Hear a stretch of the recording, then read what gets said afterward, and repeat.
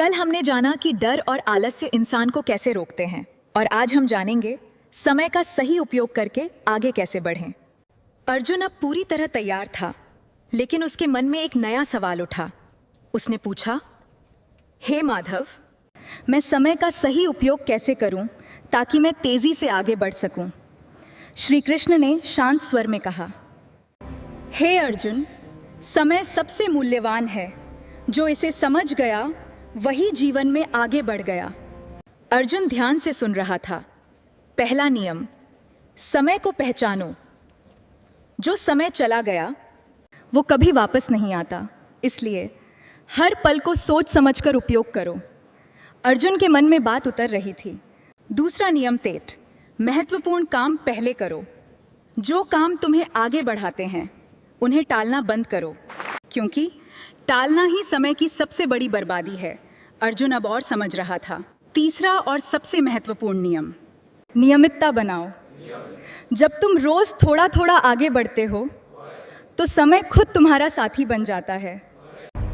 अर्जुन के चेहरे पर आत्मविश्वास था।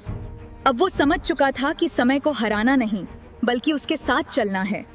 याद रखो अर्जुन, जो व्यक्ति समय की कदर करता है, समय भी उसी का साथ देता है। समय का सही उपयोग ही सफलता की सबसे बड़ी कुंजी है। अर्जुन अब समय की कीमत समझ चुका था, लेकिन उसके सामने एक और चुनौती थी। उसने पूछा, हे माधव, मैं अपने मन को एक ही लक्ष्य पर कैसे टिकाऊं? हाँ। मेरा ध्यान बार बार भटक जाता है। श्री कृष्ण ने शांत स्वर में कहा, अर्जुन, मन का स्वभाव ही भटकना है, लेकिन उसे नियंत्रित करना ही साधना है। अर्जुन ध्यान से सुन रहा था। पहला नियम, एक समय में एक ही काम करो।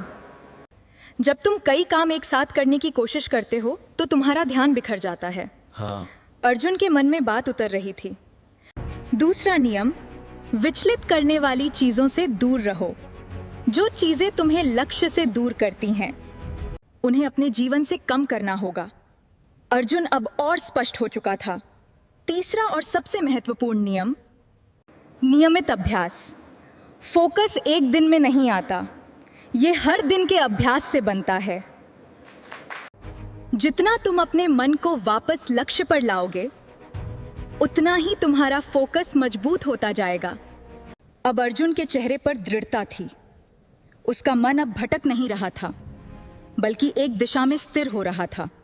फोकस वही बना सकता है जो अपने मन को बार बार वापस लाना सीख जाए।